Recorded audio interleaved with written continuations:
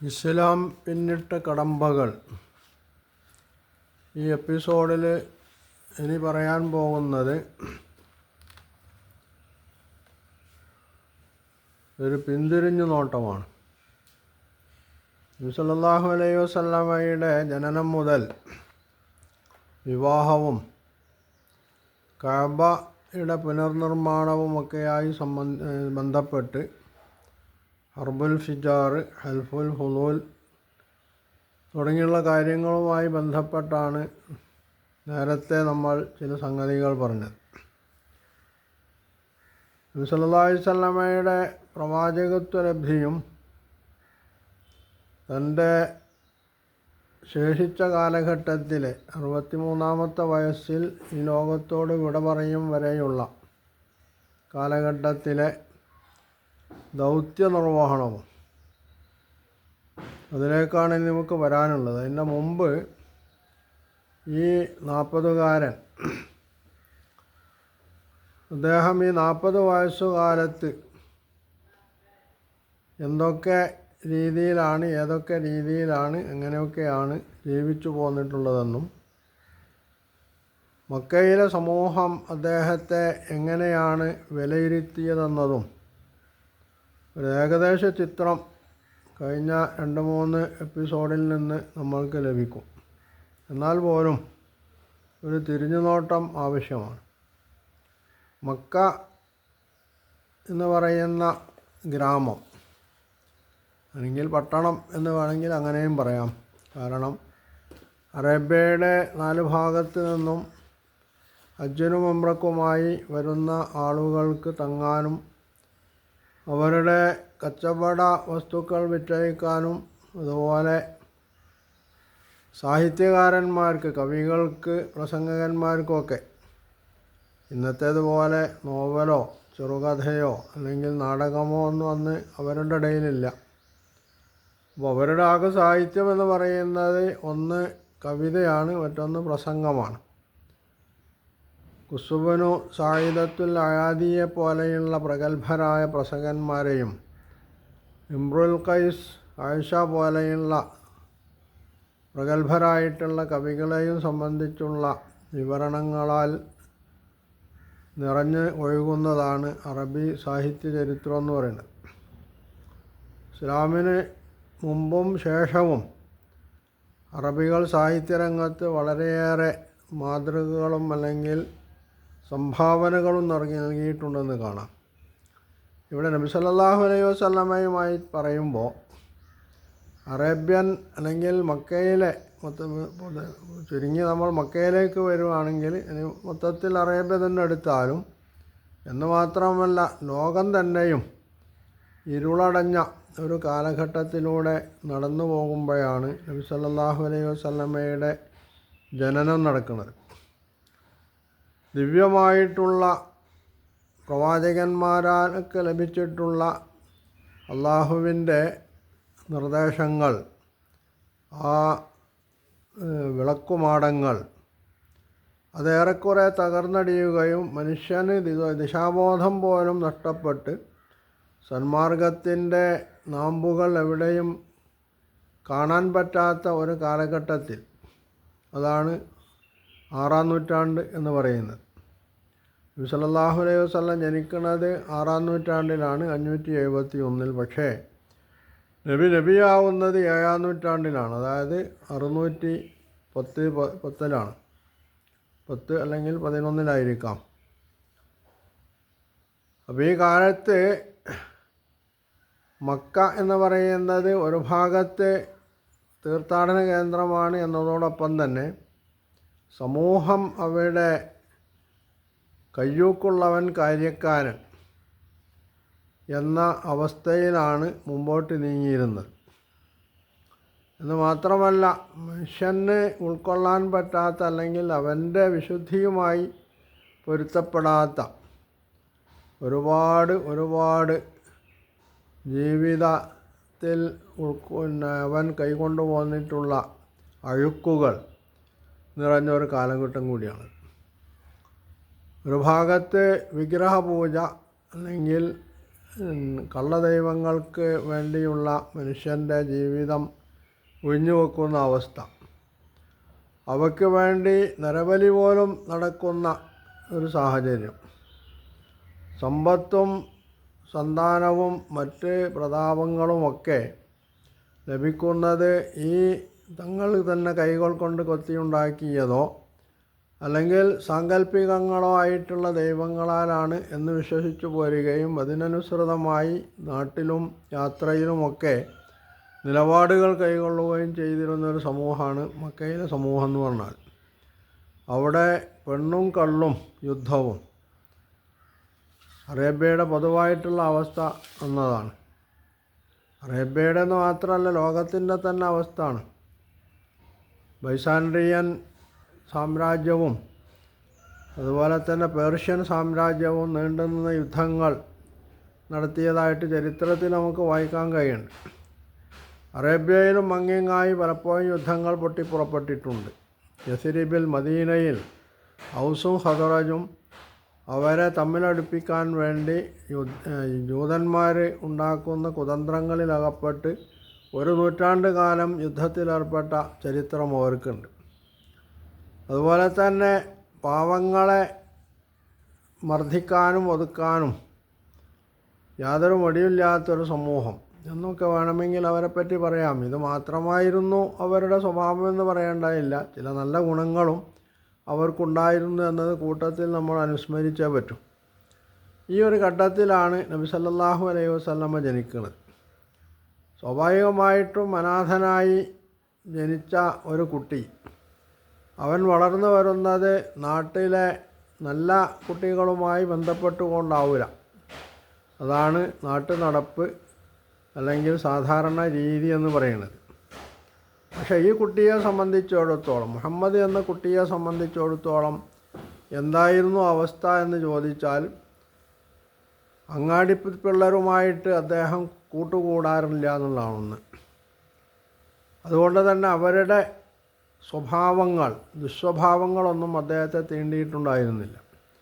നാട്ടിലും വീട്ടിലുമൊക്കെ സർവരാലും ശ്രദ്ധിക്കപ്പെടുകയും കുട്ടിക്കാലത്തെ മറ്റുള്ള കുട്ടികൾക്ക് മാതൃകയായി എന്നല്ല, വേണമെങ്കിൽ വലിയവർക്ക് പോലും മാതൃകയായി ജീവിച്ചു പോരുന്ന ഒരു കുഞ്ഞ്, ഒരു ബാലൻ അല്ലെങ്കിൽ ഒരു കൗമാരക്കാരൻ, ഒരു യുവാവ്, ഒരു മധ്യവയസ്കൻ, ഈ അർത്ഥത്തിലാണ് നബി സല്ലല്ലാഹു അലൈഹി വസല്ലമയെ ചരിത്രം പരിചയപ്പെടുത്തുന്നത്.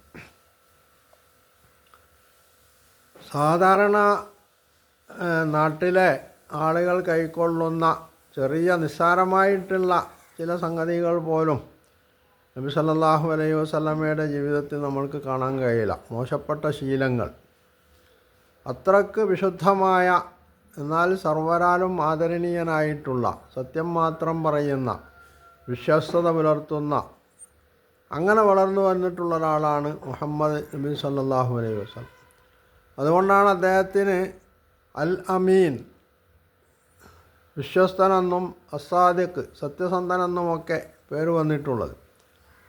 അദ്ദേഹത്തിൻ്റെ ഹിജറ ചരിത്രത്തിൽ നമ്മൾക്ക് കാണാൻ കഴിയുന്ന ഒരു കാര്യം, ശത്രുക്കളാൽ വലയം ചെയ്യപ്പെട്ടിരുന്ന മക്കയിലെ 13 വർഷക്കാലത്തും നാട്ടിലെ പലരും അദ്ദേഹത്തെ തങ്ങളുടെ വിലപിടിപ്പുള്ള സാധനങ്ങൾ സൂക്ഷിക്കാൻ ഏൽപ്പിക്കുമായിരുന്നു എന്നുള്ളതാണ്. ഒരു ഭാഗത്ത് അദ്ദേഹം ആദർശം പ്രസംഗിക്കുന്നുണ്ട്. തങ്ങളുടെ സമൂഹമാകപ്പെട്ടിട്ടുള്ള തെറ്റായിട്ടുള്ള വ്യതിയാനങ്ങളെ സംബന്ധിച്ചും അതുപോലെ തന്നെ അവർ കൈക്കൊണ്ടിട്ടുള്ള മോശപ്പെട്ട ജീവിത രീതികളെയും ഒക്കെ അദ്ദേഹം തിരുത്താൻ ശ്രമിക്കുന്നുണ്ട്.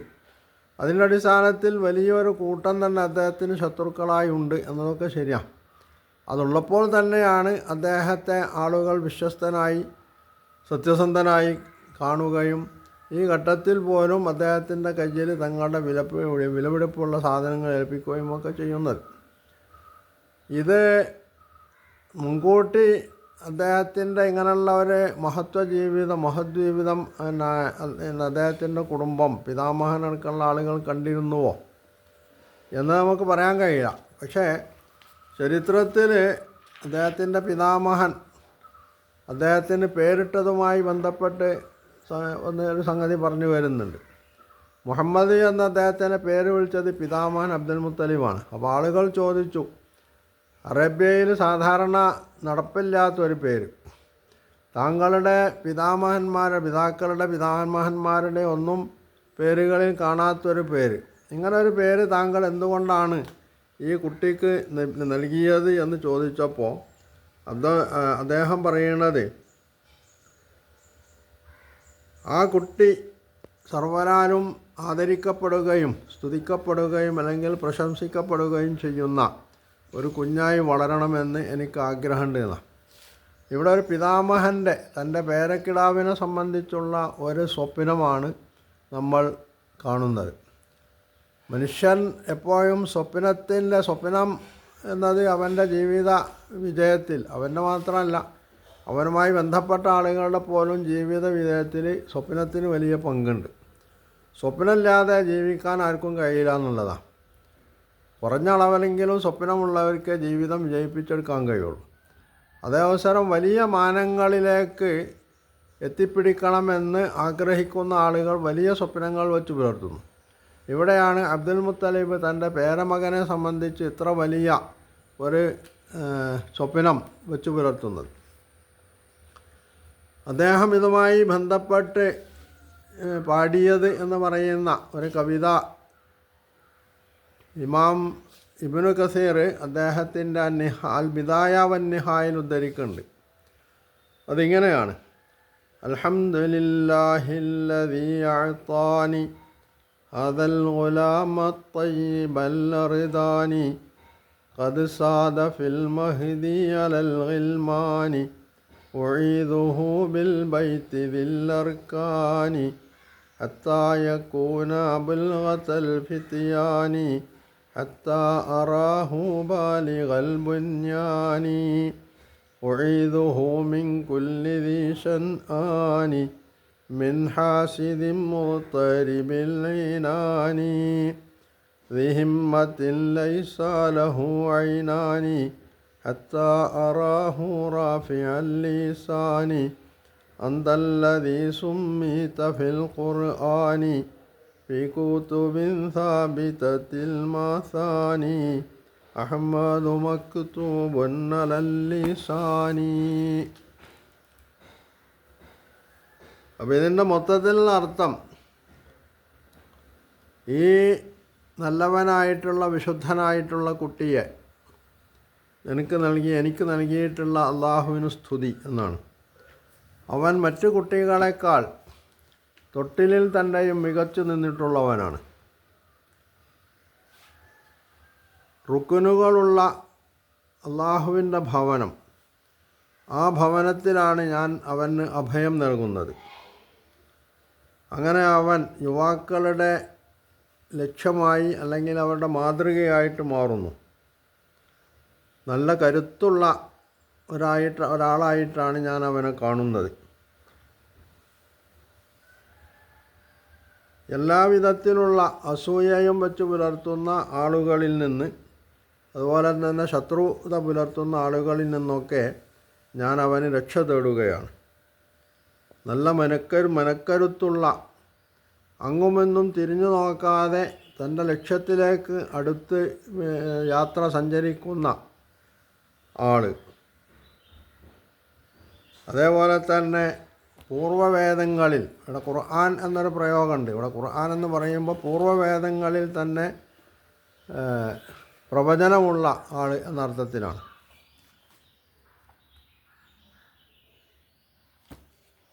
ആളുകളുടെ നാക്കുകളിൽ സ്തുത്യർഹൻ എന്ന് രേഖപ്പെടുത്തപ്പെട്ടിട്ടുള്ളവൻ.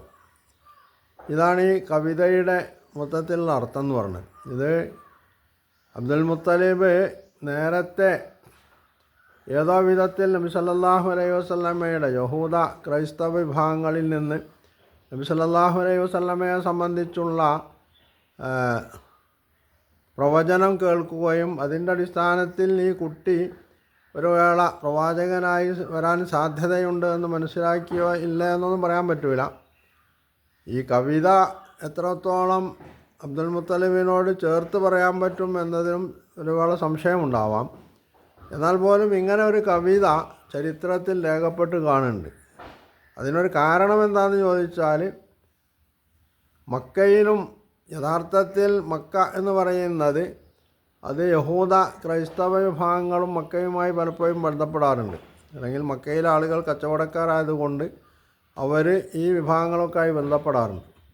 അപ്പോൾ സ്വാഭാവികമായും അവരുടെ മുമ്പിൽ യഹൂദ ക്രൈസ്തവ പണ്ഡിതന്മാരിൽ നിന്ന് അവർ കേൾക്കുന്ന ഒരു സംഗതിയാണ് ഒരു പ്രവാചകൻ്റെ നിയോഗം എന്ന് പറയുന്നത്. അത് മക്കക്കാരിലും അങ്ങനെയുള്ള ഒരു ധാരണ ഉണ്ടായിരുന്നു എന്നുള്ളതും ചരിത്രത്തിൽ നമ്മൾക്ക് വായിച്ചെടുക്കാൻ കഴിയുന്ന സംഗതിയാണ്. ഒരു വേള അബ്ദുൽ മുത്തലിബിൻ്റെ കാതിലും ഇത് വന്നിരിക്കാം. അപ്പോൾ ആ ലക്ഷണങ്ങളും താൻ കേട്ടിട്ടുള്ള ഈ പ്രവചനങ്ങളും ഒക്കെ മനസ്സിലാക്കിക്കൊണ്ടായിരിക്കാം ഒരു പക്ഷേ അബ്ദുൽ മുത്തലിബ് ഇങ്ങനെ ഒരു കവിത പാടിയിട്ടുള്ളത്. എന്തായിരുന്നാലും നബി സല്ലല്ലാഹു അലൈഹി വസല്ലമയുടെ മക്കയിലെ ഈ 40 വയസ്സ് കാലത്തുള്ള ജീവിതം എന്ന് പറയുന്നത് അത് വളരെ മനോഹരമായിരുന്നു, മാതൃകാപരമായിരുന്നു. അദ്ദേഹത്തിന് സാമ്പത്തികമായി പ്രയാസങ്ങളുണ്ട് എന്നുള്ളത് ശരിയാണ്. സമ്പന്നനല്ല, ദരിദ്രനാണ്. പക്ഷേ ദാരിദ്ര്യത്തിലും അദ്ദേഹം തെല്ലും കുലുങ്ങാതെ ഒരു നിലക്കുമുള്ള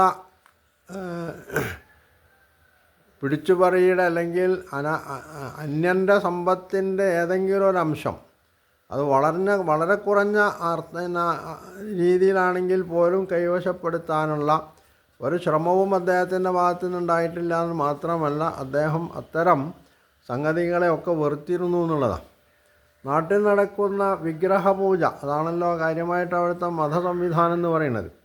ഈ വിഗ്രഹപൂജയുമായിട്ട് ജീവിതത്തിൽ ഒരിക്കൽ പോലും, കുട്ടിക്കാലത്ത് പോലും അദ്ദേഹം ബന്ധപ്പെട്ടിരുന്നില്ല എന്നും അതിനോടൊക്കെ നേരത്തെ തന്നെ അദ്ദേഹത്തിന് പുച്ഛമായിരുന്നു എന്നുമാണ് ചരിത്രം രേഖപ്പെടുത്തി വച്ചിട്ടുള്ളത്.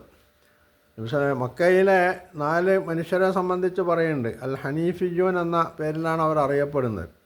നബി സല്ലല്ലാഹു അലൈഹി വസല്ലമയുടെ നിയോഗത്തിന് മുമ്പാണ് അവർ ജീവിച്ചത്. ചിലർ നബിയുടെ ജീവിതത്തിൻ്റെ ആദ്യഘട്ടത്തിൽ ജീവിച്ചിട്ടുണ്ട്. പക്ഷേ പ്രവാചകനായി വരുമ്പോഴേക്ക് അവരിൽ മിക്കവരും മരിച്ചു പോയിട്ടുണ്ട്.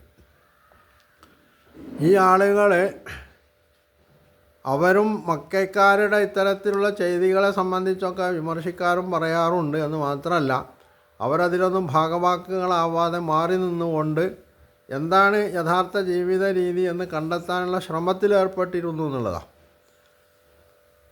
അതുകൊണ്ടാണ് അത്തരം ആളുകളെ സംബന്ധിച്ച് അൽ ഹനീഫിയൂൻ എന്ന് പറഞ്ഞാൽ അള്ളാഹുവിൽ മാത്രം വിശ്വാസമർപ്പിച്ചുകൊണ്ട് ശിർക്ക്പരമായ അല്ലെങ്കിൽ ബഹുദൈവത്വ പരമായിട്ടുള്ള സംഗതികളിൽ നിന്നൊക്കെ വിട്ടു നിൽക്കുന്ന ശുദ്ധമനസ്കർ എന്ന അർത്ഥത്തിലാണ് ഹനീഫി എന്ന് പറയുന്നത്.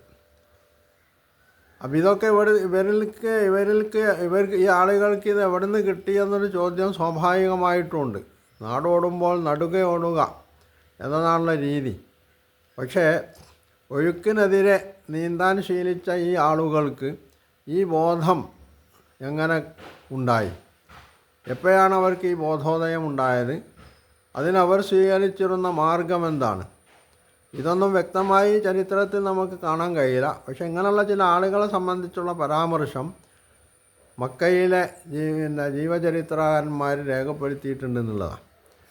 അപ്പോൾ അതിൽ നിന്നൊക്കെ വ്യത്യസ്തമായി നബി സല്ലല്ലാഹു അലൈഹി വസല്ലം തൻ്റെ ജനത അകപ്പെട്ടിട്ടുള്ള ഈ ച്യുതിയെ സംബന്ധിച്ച്, ഈ മാർഗഭ്രംശത്തെ സംബന്ധിച്ച് വളരെയേറെ സങ്കടപ്പെട്ടിരുന്നു എന്നതും ഈ സമൂഹത്തിന് എങ്ങനെയാണ് ഇവരെ ഇതിൽ നിന്ന് രക്ഷിച്ചെടുക്കാൻ കഴിയുക, ഒരു മനുഷ്യൻ, അതും ബുദ്ധിശാലിയായിട്ടുള്ള ഒരു മനുഷ്യൻ, സമൂഹവുമായിട്ട് ഇണങ്ങി ജീവിക്കുന്ന ഒരു മനുഷ്യൻ, അവരുടെ നന്മയിൽ, അവരുടെ പുരോഗതിയിൽ, അവരുടെ ഭാവി ജീവിതത്തിലൊക്കെ താല്പര്യമുള്ള ഒരു മനുഷ്യൻ എന്നുള്ളവർക്ക് സ്വാഭാവികമായിട്ടും നബി സല്ലല്ലാഹു അലൈഹി വസല്ലം ഇതിനെ സംബന്ധിച്ചൊക്കെ ആലോചിച്ചിരിക്കാനുള്ള സാധ്യത ഉണ്ട്. പക്ഷെ തൻ്റെ മുമ്പിൽ അതിനെ പറ്റി ഒരു മാർഗമില്ല എന്നുള്ളതും അദ്ദേഹത്തെ അലട്ടിയിട്ടുണ്ടാവാൻ സാധ്യതയുണ്ട്. താനൊരു പ്രവാചകനായി മാറും, അള്ളാഹു തനിക്ക് വഹി നൽകും, ഗ്രന്ഥം നൽകും എന്നൊന്നും അദ്ദേഹം പ്രതീക്ഷിച്ചിട്ടില്ല എന്നുള്ളത് ശരിയാണ്. വിശുദ്ധ ഖുർആൻ തന്നെ ആ നിലക്ക് ആ കാര്യം പ്രസ്താവിച്ചിട്ടുമുണ്ട്. എന്നാൽ പോലും സ്വന്തം സമൂഹം അകപ്പെട്ട ഈ ഒരു പെടാപാടിൽ നിന്ന് അവരെ മുക്തരാക്കാനുള്ള വഴി അന്വേഷിക്കാനുള്ളത് മനുഷ്യൻ എന്നുള്ളവർക്ക് സ്വാഭാവികമായിട്ടും സംഭവിക്കുന്ന സംഗതിയാണ്. ഈ നിലക്ക് നബി സല്ലല്ലാഹു അലൈഹി വസല്ലമയെ മനസ്സിലാക്കുമ്പോഴാണ് നബിയുടെ മഹത്വം നമ്മൾക്ക് മനസ്സിലാക്കാൻ കഴിയുക. അവിടെ നബി സല്ലല്ലാഹു അലൈഹി വസല്ലം സമൂഹത്തിൽ നിന്ന് വേറിട്ട് നിൽക്കുന്നു. എന്നാൽ അതോടൊപ്പം തന്നെ സമൂഹത്തിൻ്റെ നന്മയിൽ തൽപരനായി അവർക്ക് ഭൗതികമായി അങ്ങനെ അദ്ദേഹത്തിന് അന്ന് കഴിയുമായിരുന്നുള്ളൂ. ചെയ്യാവുന്ന എല്ലാവിധത്തിലുള്ള നന്മകളും ചെയ്തു കൊടുക്കാവുന്ന, അതിന് മാർഗദർശനം നൽകാവുന്ന അല്ലെങ്കിൽ അതിന് മുന്നിൽ നിൽക്കാവുന്ന വിധത്തിലാണ് അദ്ദേഹത്തിൻ്റെ ജീവിതം ചിട്ടപ്പെടുത്തിയിട്ടുണ്ടായിരുന്നത് എന്നത് കുട്ടിക്കാലം മുതൽക്കുള്ള അദ്ദേഹത്തിൻ്റെ ജീവചരിത്രം രേഖപ്പെട്ട് കിട്ടിയിടത്തോളം പരിശോധിച്ചാൽ കാണാൻ കഴിയുന്നൊരു സംഗതിയാണ്. അതുകൊണ്ടാണ് അദ്ദേഹം ഹർബുൽ ഫിജാറിൽ 14 വയസ്സുള്ളപ്പോൾ തൻ്റെ സമൂഹത്തിനും ഗോത്രത്തിനും എതിരിൽ ശത്രുക്കൾ അടിച്ചു വന്നപ്പോൾ അതിനെതിരിൽ അദ്ദേഹം പിതൃവ്യന്മാരോടൊപ്പം അല്ലെങ്കിൽ ആ നാട്ടിലെ ജനതയോടൊപ്പം നിലകൊണ്ടിട്ടുള്ളത്. അതുതന്നെയാണ് മക്കയ്ക്ക് പുറത്തു നിന്ന് വരുന്ന ആളുകളോട് മക്കയിലെ ചില ആളുകൾ കൈക്കൊണ്ടിരുന്ന മർദ്ദനമുറകൾ അല്ലെങ്കിൽ അന്യായങ്ങൾ, അക്രമങ്ങൾ, ഇതിനെതിരിൽ സംഘടിപ്പിച്ചിട്ടുള്ള ഹൽഫുൽ ഹുലൂൽ എന്ന് പറയുന്ന ആ ഒരു സഖ്യത്തിൽ അതുമായി ബന്ധപ്പെട്ട സംസാരത്തിൽ അബ്ദുല്ലാഹിബിൻ്റെ ജദാൻ്റെ വീട്ടിൽ നടന്ന സംസാരത്തിൽ അദ്ദേഹം പങ്കെടുക്കുന്നത്. അദ്ദേഹത്തിന് അതൊക്കെ മാറി നിൽക്കാം, പക്ഷെ അദ്ദേഹം മാറി നിൽക്കുകയല്ല ചെയ്തത്. കഅബ പുതുക്കി പണിയുമ്പോൾ സമൂഹം എത്തിപ്പെടാൻ പോകുന്ന വലിയ ഘോരമായിട്ടുള്ള ഒരു യുദ്ധം, അതോടെ നാട് നശിക്കുകയാണ് ചെയ്യുക. അതിൽ നിന്ന് ആ സമൂഹത്തെ രക്ഷിച്ചെടുക്കാനുള്ള അദ്ദേഹത്തിൻ്റെ തന്ത്രപരമായിട്ടുള്ള സമീപനം, ഇതൊക്കെ കുറിക്കുന്നത് എന്താണ്? തനിക്ക് ഇവരെ ആത്മീയ രംഗത്ത് മാർഗദർശനം ചെയ്യാനുള്ള കഴിവില്ലെങ്കിൽ പോലും അവർക്ക് ആകാവുന്നത്ര നന്മയും സുസ്ഥിതിയും ഭാവി സുഖകരമായിട്ടുള്ളൊരു ഭാവി കൈവരിക്കാൻ പാകത്തിനുള്ള കാര്യങ്ങളുമൊക്കെ അതിലേക്ക് നയിക്കാൻ പാകത്തിലുള്ളൊരു മനസ്സ് അദ്ദേഹത്തിനുണ്ടായിരുന്നു എന്നുള്ളതാണ്. ഈ മനസ്സുമായിട്ട് ജീവിച്ചതുകൊണ്ടാണ് അദ്ദേഹം സമൂഹത്തിൽ ഇത്ര സ്വീകാര്യനായിട്ടുള്ളതും ആബാലവൃദ്ധം സ്ത്രീ പുരുഷ ഭേദമന്യേ എല്ലാവരുടെയും സ്നേഹ ലാളനകൾക്ക് വിധേയനായിട്ടുള്ളത്. അതുപോലെ തന്നെ ഖദീജയുടെ അദ്ദേഹത്തോടുള്ള ഈ വൈകാരികത, അങ്ങനെ അദ്ദേഹത്തെ ഭർത്താവായി സ്വീകരിക്കാൻ അവർ മുമ്പോട്ട് വന്നിട്ടുള്ളത് തുടങ്ങി ഏത് കാര്യം നമ്മൾ പരിശോധിച്ചാലും നബി സല്ലല്ലാഹു അലൈഹി വസല്ലമയുടെ ഈ രംഗത്തുള്ള മഹത്വമാണ് നമുക്കിതിലൂടെ കാണാൻ കഴിയാവുന്നതാണ്. നബി സല്ലല്ലാഹു അലൈഹി വസല്ലമയെ സംബന്ധിച്ച് മലയാളത്തിൽ ഇതുപോലെ തന്നെ ധാരാളം കവിതകൾ നമുക്ക് വായിച്ചെടുക്കാൻ കഴിയും. അതിൽ PK ഗോപിയുടെ ഒരു കവിതാശകലമുണ്ട്. നെഞ്ചിലെ മൺചറാതുകൾ എന്ന അദ്ദേഹത്തിൻ്റെ കവിതയിൽ നിന്ന് വന്നിട്ടുള്ള റസൂൽ വരികയാണ് എന്ന് പറയുന്ന ഒരു കവിത. മനുഷ്യനും തമ്മിൽ ഹൃദയം കൊണ്ടകലുകയും ആയുധം കൊണ്ടടുക്കുകയും ചെയ്യുന്ന ദുരന്തകാലത്തിൻ്റെ ആക്രോശങ്ങൾ ദിഗന്തങ്ങളിൽ നടുക്കമുണ്ടാക്കുന്നു. കാൽക്കീഴിലെ മണ്ണിനും തലക്കുമുകളിലെ വിണ്ണിനും അവകാശം പറഞ്ഞ് കലഹിക്കുന്നവർ പെരുകുന്നു. കപടദൈവങ്ങൾക്കു വേണ്ടി കടിച്ചു കീറിയിട്ട ജീവിത ലാവണ്യങ്ങളെ ഓർത്ത് സൂര്യചന്ദ്രന്മാർ നെറുവീർപ്പിടുന്നു. തീക്കാറ്റു തിളച്ചുമറിയുന്ന വഴിയിലൂടെ പ്രാണനു വേണ്ടി പലായനം ചെയ്യുന്നവർക്ക് സമാശ്വാസത്തിൻ്റെ കൂടാരമെവിടെ? ഈന്തപ്പനയുടെ തണലെവിടെ? ഒട്ടകത്തിൻ്റെ മുതുകെവിടെ? ചുട്ടുപൊള്ളുന്ന മണൽപ്പരപ്പിലൂടെ വീണ്ടും സാർത്ഥവാഹക സംഘം യാത്ര ചെയ്യുന്നു. കഅബയുടെ മുകളിൽ മാലാക്കമാരുടെ അമൃതവചസ്സുകൾ പെയ്തിറങ്ങുന്നു. വരണ്ടുപോയ സാവാ തടാകത്തിൽ കണ്ണീറുറവുകൾ നിറയുന്നു. മക്കയുടെ മക്കളറിയാതെ മുത്തുനബിയുടെ വിശുദ്ധ പാദങ്ങൾ മണ്ണിനെ തൊട്ടുണർത്തുന്നു. സംസം കിണറുകളുടെ കാരുണ്യ പ്രവാഹത്തിന് ആകാശവും ഭൂമിയും സാക്ഷിയാവുന്നു. പ്രപഞ്ചത്തിൻ്റെ ഉള്ളുറവ പോലെ മരുഭൂമിയുടെ ദാഹമകറ്റാൻ കാലത്രയത്തിൻ്റെ തീരങ്ങളിലേക്ക് ഒരിക്കലും നിലക്കാത്ത ഒഴുക്കു തുടരുന്നു. ഗോത്രസാക്ഷികളുടെ പുസ്തകത്താളിൽ ഹിറാ ഗുഹയുടെ അശരീരികൾ അനശ്വര മുദ്രകൾ കൊത്തിവെക്കുന്നു. അനന്തകോടി നാവുകൾ വിളിച്ചു പറഞ്ഞതിങ്ങനെ, വായിക്കുക വായിക്കുക. സമസ്യകളുടെ പുകപടലങ്ങളകന്ന് ചരിത്രത്തിൻ്റെ കൊട്ടാരക്കൊത്തളങ്ങൾ കടന്ന് സമ്പൂർണ്ണ സത്യങ്ങളുടെ പ്രവാചകനായി ആത്മാവിൽ വിജ്ഞാനരശ്മികൾ നിറച്ച് നന്മയുടെ നറും നിലാവു പോലെ ഒരാൾ വരികയാണ്. പഞ്ചേന്ദ്രിയങ്ങളുടെ വാസനാതലങ്ങളിൽ കടിഞ്ഞാൺ മുറുക്കി പ്രജ്ഞയുടെ നിശ്ചയങ്ങളിൽ ഉജ്ജ്വല കാന്തി നിറച്ച് കാരുണ്യവാരിധിയായി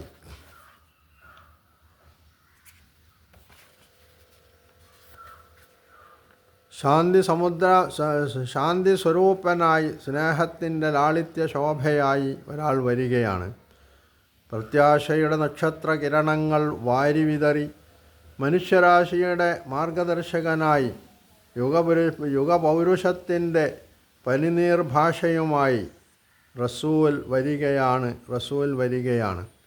അതിമനോഹരമായിട്ടുള്ള ഈ ഒരു കവിത അതിൽ പറയുന്നത് പോലെയാണ് നബി സല്ലല്ലാഹു അലൈഹി വസല്ലം പ്രവാചകനായി നിയുക്തനാവുന്നത് എന്ന് നമുക്ക് കാണാൻ കഴിയും. നബി സല്ലല്ലാഹു അലൈഹി വസല്ലമയുടെ ജീവചരിത്രം പഠിക്കുമ്പോൾ ഏതൊക്കെ കടമ്പകളാണ് ഇസ്ലാം കടന്നു പോന്നിട്ടുള്ളതെന്നും അവിടെയൊക്കെ നബി സല്ലല്ലാഹു അലൈഹി വസല്ലം തൻ്റെ ജീവിതത്തിലൂടെ എന്തൊക്കെ മാതൃകകളാണ് കാഴ്ചവെച്ചിട്ടുള്ളതെന്നും അതുപോലെ തന്നെ ശിഷ്ടരും ദുഷ്ടരും അതുപോലെ ശത്രുക്കളും മിത്രങ്ങളും രാഷ്ട്രങ്ങളും നഗരങ്ങളും നാടുകളും കുടുംബങ്ങളും വ്യക്തികളും ആണും പെണ്ണും ഇവരൊക്കെ ചേർന്നുള്ള സമൂഹത്തിൽ നബി സല്ലല്ലാഹു അലൈഹി വസല്ലം എന്തെന്ത് മാതൃകയാണ് കാഴ്ചവെച്ചിട്ടുള്ളത് എന്നുമാണ് നമ്മൾ പരിശോധിക്കേണ്ടത്. അപ്പോൾ മാത്രമാണ് നബി സല്ലല്ലാഹു അലൈഹി വസല്ലമയെ സംബന്ധിച്ച് നമുക്ക് മനസ്സിലാക്കാൻ കഴിയുക എന്ന് ഓർത്തുകൊണ്ട്, അല്ലെങ്കിൽ ആ ഒരു കാഴ്ചപ്പാടിലൂടെ വേണം നാം നബി സല്ലല്ലാഹു അലൈഹി വസല്ലമയെ കാണാനും ഇസ്ലാമിനെ സംബന്ധിച്ച് മനസ്സിലാക്കാനും. അതിന് അള്ളാഹു തുണയേകുമാറാകട്ടെ എന്ന് പ്രാർത്ഥിക്കാം.